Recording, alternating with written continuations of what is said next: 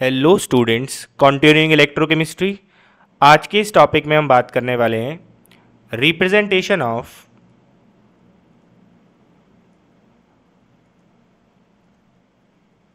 Electrochemical cell. तो आप electrochemical cell को रिप्रेजेंट कैसे करते हैं? तो लास्ट क्लास में आपने देखा था कि इलेक्ट्रोकेमिकल सेल होता क्या है। तो अब बार बार इतने बड़े बड़े बीकर्स नहीं बनाए जाएंगे, सॉल्ट ब्रिज नहीं बनाया जाएगा। उनको रिप्रेजेंट करने का एक सिंपल सा तरीका है। तो अकॉर्डिंग टू आईयूपीएसी,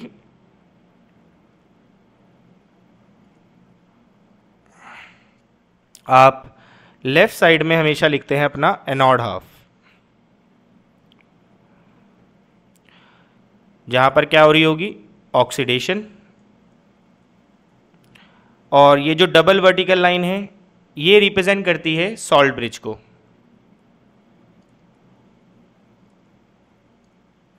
और इसकी राइट साइड पर आप हमेशा लिखेंगे अपना कैथोड हाफ, जहां पर हमेशा रिडक्शन हो रही होगी। तो अगर हम इसको बात करें तो यहां पे बेसिकली हो क्या रहा है?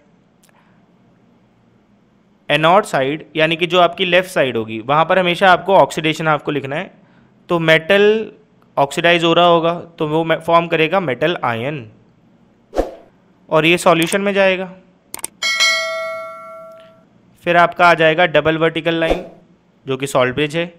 और राइट साइड पर क्या होगी? रिडक्शन यानी कि कैथोड हाफ, जहां पर आपका मेटल आयन सॉल्यूशन से आएगा और इलेक्ट्रॉन गेन कर कर मेटल फॉर्म करेगा। तो ये रिप्रेजेंटेशन है एक इलेक्ट्रोकेमिकल सेल का, कि जो लेफ्ट साइड है वो हमेशा एनोड होगा और एनोड पर हमेशा क्या होगी? ऑक्सीडेशन होगी।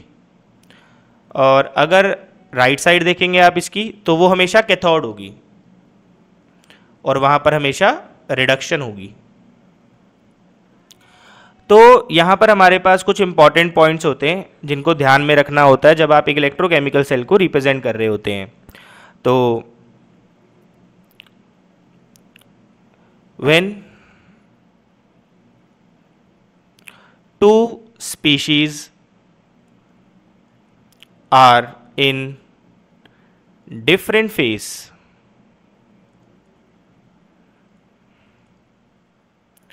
they are separated by using a single vertical line।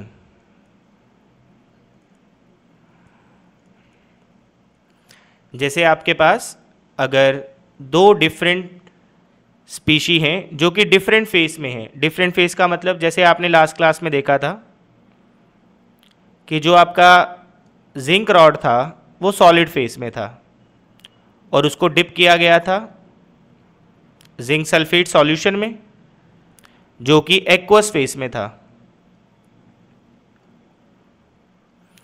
तो जो आपका जिंक है वो क्या बना रहा था? वो जिंक आयन बना रहा था जो कि किस में जा रहे थे? सॉल्यूशन में जा रहे थे। तो यहाँ पर आपने देखा कि आपका जो जिंक है वो सॉलिड स्टेट में था और आपका जो जिंक किस में कन्वर्ट हो रहा था? जिंक आयन में, जो कि एक्वस फेस में जा रहा है, सॉल्यूशन में जा रहा है। तो ये दो डिफरेंट स्पीशी हैं जो कि डिफरेंट फेस में है, एक सॉलिड फेस में है और एक एक्वस फेस में है। तो इनको सेपरेट किया जाएगा by using a single vertical line. एक और देखें, जैसे आपने कॉपर को देखा था कि जो सॉल्यूशन में से कॉपर आयन है वो सॉल्यूशन में से मेटल रॉड के पास जा रहे थे और अपने आप को क्या कर रहे थे? रिड्यूस कर रहे थे और प्योर कॉपर फॉर्म कर रहे थे। तो ये आपका एक्वस फेस है और ये आपका सॉलिड फेस है। तो अगेन आपका जो कॉपर 2+ है वो किस में कन्वर्ट हुआ है? कॉपर 2+ जो कि एक्वस फेस में से आया है और कन्वर्ट किस में हुआ है? कॉपर सॉलिड में। तो दो डिफरेंट स्पीशी हैं जो कि डिफरेंट फेस में हैं, तो इनको सेपरेट किया जाएगा by using a single vertical line. Next, double vertical line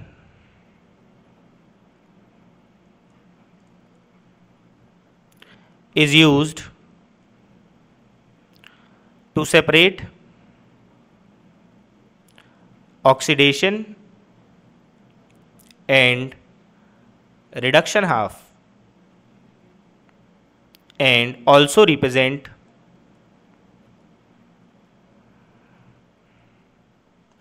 the salt bridge. अब जैसे इसी सेल को हम रिप्रेजेंट कर लेते हैं जो हमारे पास गैल्वेनिक सेल है, तो गैल्वेनिक सेल में क्या हुआ था हमारे पास, इन गैल्वेनिक सेल, तो आप जानते हैं अगर आपको सेल को रिप्रेजेंट करना है तो लेफ्ट साइड पर आपका एनोड हाफ होगा, एनोड हाफ जहां पर ऑक्सीडेशन होती है, double vertical line salt bridge को रिप्रेजेंट करेगी, और राइट साइड पर आप लिखेंगे इसका कैथोड हाफ जहां पर आपकी रिडक्शन होने वाली है। तो अगर हम एनोड पे बात करें तो एनोड पे क्या हुआ था, जो आपका मेटल था वो कन्वर्ट हुआ था मेटल आयन में, तो आपका जो जिंक है वो कन्वर्ट हुआ था जिंक आयन में जो कि एक्वस फेस में है, और आपका जो जिंक था वो सॉलिड फेस में था। तो दो डिफरेंट फेस को सेपरेट करने के लिए आप सिंगल वर्टिकल लाइन का यूज़ करते हैं। तो ये आपका हो गया एनोड हाफ सॉल्ट ब्रिज। उसके बाद यहाँ पे क्या हुआ था, आपका जो कॉपर आयन है जो कि एक्वस फेस में था वो रिड्यूस हुआ था और उसने क्या फॉर्म किया था, कॉपर सॉलिड। तो ये भी दो डिफरेंट फेस हैं, इनको भी सेपरेट किया जाएगा by using a single vertical line, और डबल वर्टिकल लाइन यूज़ की जाती है to represent the salt bridge और to separate the oxidation and reduction half. तो लेफ्ट साइड पर जो लिखा होगा वो हमेशा ऑक्सीडेशन हाफ होगा और राइट साइड पर जो होगा वो हमेशा आपका रिडक्शन हाफ होगा। नेक्स्ट अगर हम इसमें बात करें, electron carriers are always written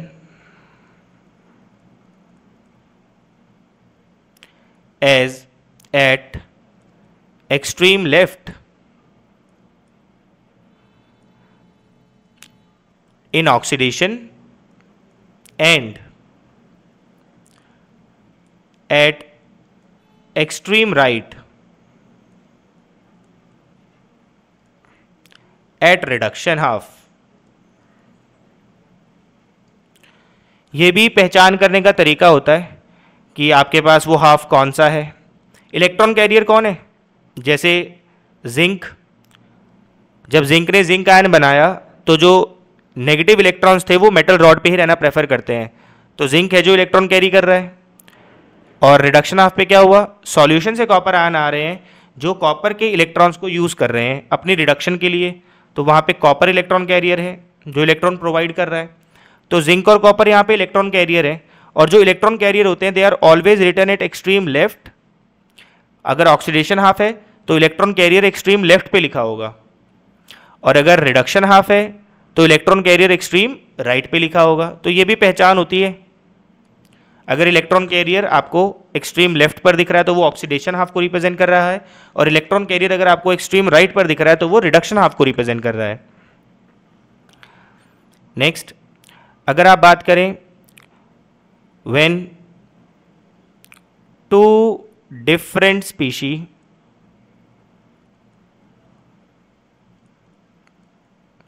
are in same phase,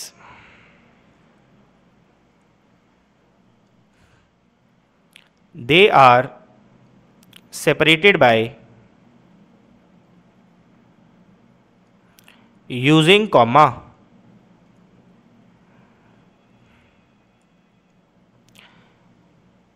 क्या मतलब है इसका, जैसे मान के चलें आपके पास ये कोई हाफ सेल है,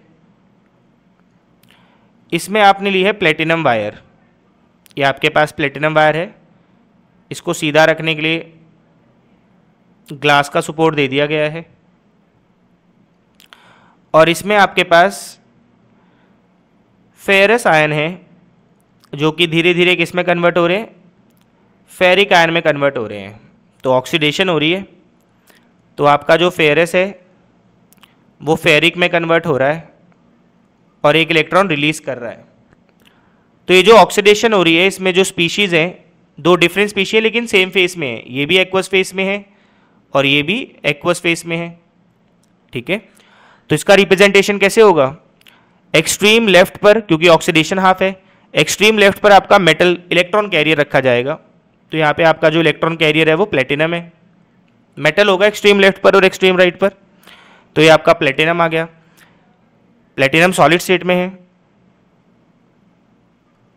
अब आपका फेरस जो कि एक्वस फेस में है वो किस में कन्वर्ट हो रहा है?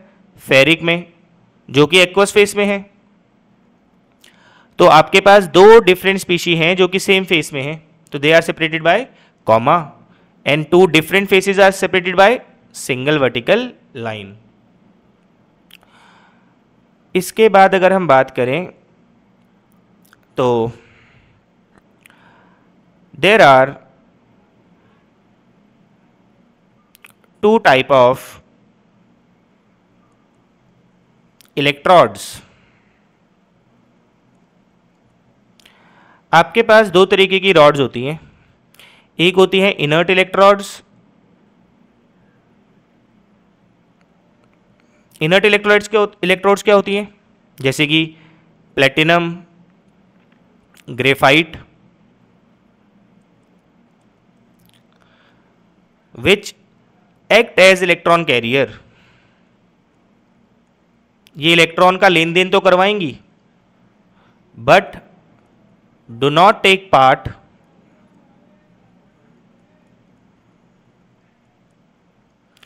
इन केमिकल रिएक्शन। ये केमिकल रिएक्शन में पार्टिसिपेट नहीं करेंगी। और सेकंड होती है आपके पास active electrodes.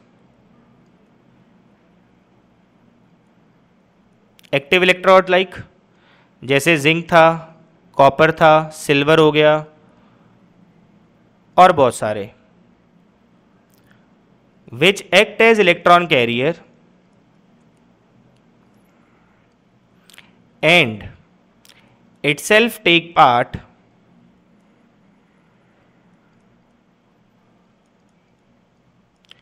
in chemical reaction।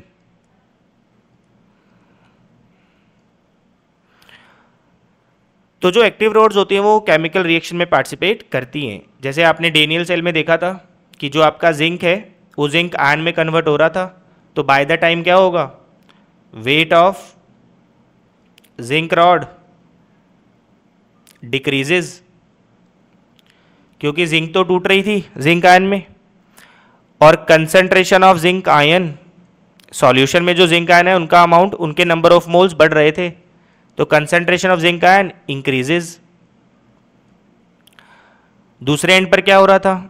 जो कॉपर आयन है वो सॉल्यूशन से जाकर रॉड के ऊपर रिड्यूस हो रहे थे, तो वहाँ पे कॉपर की फॉर्मेशन हो रही थी, तो weight of copper rod increases.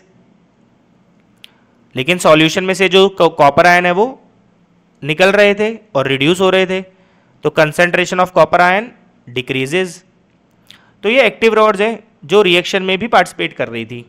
Electron carrier तो है ही, क्योंकि ऑक्सीडेशन से इलेक्ट्रॉन ले रहे हैं, जनरेट कर रहे हैं, और कॉपर पे रिडक्शन हो रही है, तो वहाँ पर कॉपर है जो इलेक्ट्रॉन प्रोवाइड कर रहा है, तो they are acting as electron carrier. इसके बाद हम बात करते हैं representation of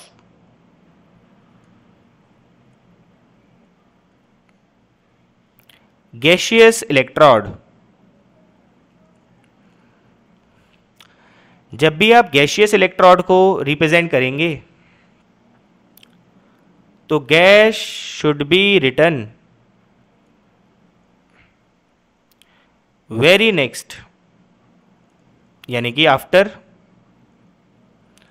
the electron career. अगर आपके पास कोई गैसियस इलेक्ट्रोड है तो जो गैस होगी वो लिखी जाएगी just after the electron carrier at oxidation half, अगर आपकी गैसियस इलेक्ट्रोड ऑक्सीडेशन हाफ पर है, and the gas should be return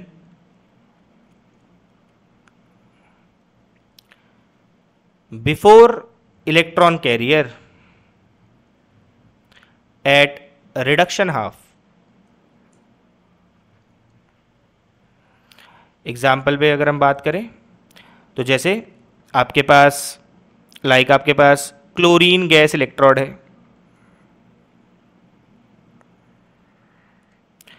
तो इसमें भी जो इलेक्ट्रो अभी आगे हम देखेंगे सारी हाफ इलेक्ट्रोड्स को, हाफ सेल इलेक्ट्रोड्स को देखेंगे अभी आप आगे। तो यहाँ पर आपका क्या होता है, जो इलेक्ट्रॉन कैरियर होता है वो प्लेटिनम है, क्योंकि हम ऑक्सीडेशन हाफ लिख रहे हैं, तो प्लेटिनम सॉलिड है। और जो इसके जस्ट आफ्टर आपको गैस लिखना होता है। अब क्योंकि ये दो डिफरेंट फेस में है तो they are separated by single vertical line. अब जो क्लोरीन गैस है ये फॉर्म करती है क्लोराइड आयन, जो कि एक्वस फेस में होता है, तो इनको भी सेपरेट किया जाएगा by using a single vertical line. तो यहां पर आप देख सकते हैं कि ऑक्सीडेशन हो रही है। ऑक्सीडेशन की पहचान क्या है, इलेक्ट्रॉन कैरियर एक्सट्रीम लेफ्ट पर दिख रहा है, और यहां पर आपका ये 0 से जा रहा है, ये आपका -1 से किस में कन्वर्ट हो रहा है, ऑक्सीडेशन करवानी है तो Cl माइनस Cl फॉर्म कर रहा होगा और एक इलेक्ट्रॉन रिलीज कर रहा होगा, तो ये -1 से 0 जाएगा। अब ये रिप्रेजेंटेशन का तरीका है कि ऑक्सीडेशन हाफ को गैसियस इलेक्ट्रोड के केस में रिप्रेजेंट ही ऐसे किया जाता है। तो आपको ये ध्यान रखना होगा, यहाँ पर आपकी ऑक्सीडेशन स्टेट -1 है और यहाँ पर आपकी ऑक्सीडेशन स्टेट 0 है, तो -1 से 0 जाएगा तब ऑक्सीडेशन होगी, 0 से -1 जाएगा तो वो ऑक्सीडेशन नहीं है।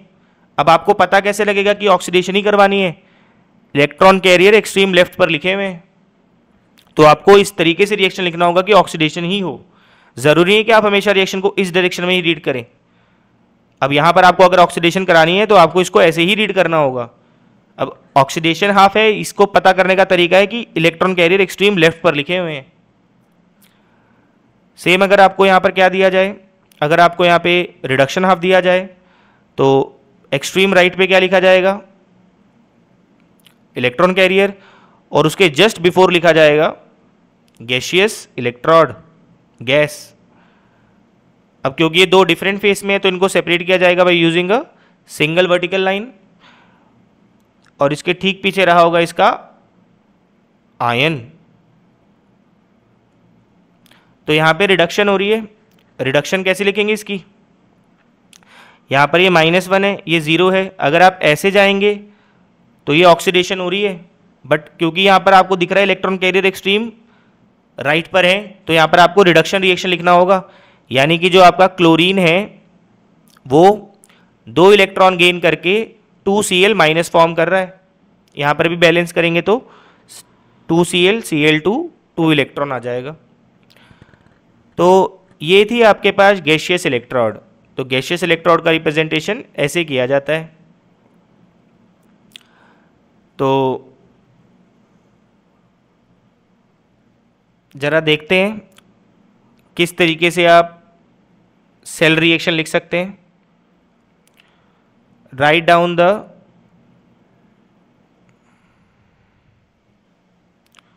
Cell reaction of the following. आपको सेल रिएक्शन बनाना है। पहला क्वेश्चन है आपके पास, platinum Fe2+, aqueous Fe3+, aqueous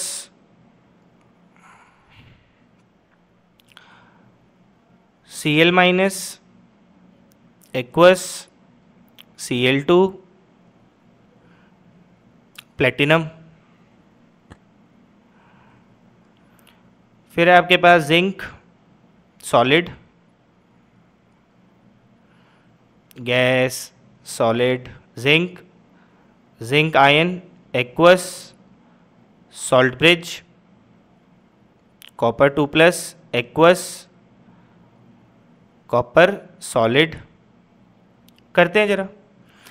तो प्लेटिनम एक्सट्रीम लेफ्ट पे लिखा हुआ है, इलेक्ट्रॉन कैरियर एक्सट्रीम लेफ्ट पे, तो आप जानते हैं कि ये ऑक्सीडेशन हाफ है, लेकिन प्लेटिनम इनर्ट है तो ये रिएक्शन में पार्टिसिपेट नहीं करेगा। तो जस्ट आपका ऑक्सीडेशन हो रहा है तो Fe2+ किस में कन्वर्ट हो रहा है, Fe3+ में कन्वर्ट हो रहा है, और एक इलेक्ट्रॉन रिलीज कर रहा होगा क्योंकि ऑक्सीडेशन हो रही है। Loss of electron is oxidation. और यहाँ पर आपको दिख रहा है इलेक्ट्रॉन कैरियर एक्सट्रीम राइट पे लिखा हुआ है, मतलब यहाँ पर आपको रिडक्शन रीड करना है। तो -1 से 0 देखेंगे तो ये ऑक्सीडेशन हो जाएगा, तो इसका मतलब आपको इसको 0 से -1 देखना है, यानी कि जो क्लोरीन है वो 2 इलेक्ट्रॉन गेन करके 2Cl- फॉर्म कर रहा है। तो ये आपका रिडक्शन हाफ है। बैलेंस कर लें, यहाँ पे 2 से मल्टीप्लाई हो जाएगा तो इलेक्ट्रॉन कैंसल आउट हो जाएंगे। तो ये हो गया आपके पास 2Fe2 plus aqueous, Cl2 gaseous, 2Fe3 plus aqueous, 2Cl-1 aqueous. तो ये हो जाएगी आपकी ओवरऑल सेल रिएक्शन। इसको देखते हैं। यहां पर आपका एक्सट्रीम लेफ्ट पर मेटल लिखा हुआ है, इसका मतलब ये ऑक्सीडेशन हाफ है। वैसे भी लेफ्ट साइड जो होती है वो ऑक्सीडेशन को ही रिप्रेजेंट करती है, यानी कि एनोड हाफ को। और यहां पर आपका एक्सट्रीम राइट पर मेटल लिखा हुआ है, तो ये आपका रिडक्शन हाफ है। तो क्या होता है यहां पर आपका जिंक, क्योंकि एक्टिव रॉड है तो खुद भी पार्टिसिपेट करेगा केमिकल रिएक्शन में, और जिंक कन्वर्ट हो रहा है जिंक आयन में, तो 2 इलेक्ट्रॉन रिलीज कर रहा होगा। तो ये हो गई ऑक्सीडेशन। और यहां पे क्या हो रहा है, जो कॉपर 2+ आयन है वो 2 इलेक्ट्रॉन गेन करके कॉपर फॉर्म कर रहे हैं। इलेक्ट्रॉन बैलेंस है तो 2 इलेक्ट्रॉन से 2 इलेक्ट्रॉन कैंसिल आउट। तो जिंक जो आपका सॉलिड फेस में है, कॉपर 2+ जो आपका एक्वस फेस में है, गिव राइज टू Zn2+ जो आपका एक्वस फेस में है, प्लस कॉपर जो आपका सॉलिड फेस में है। तो इस तरीके से आप सेल रिएक्शन को लिखते हैं। अगर आपके इलेक्ट्रॉन बैलेंस नहीं है तो आप उनको पहले बैलेंस करते हैं, तभी इलेक्ट्रॉन कैंसिल आउट होंगे, तभी एडिशन होगा, तभी आपके पास ओवरऑल रिएक्शन बनेगी।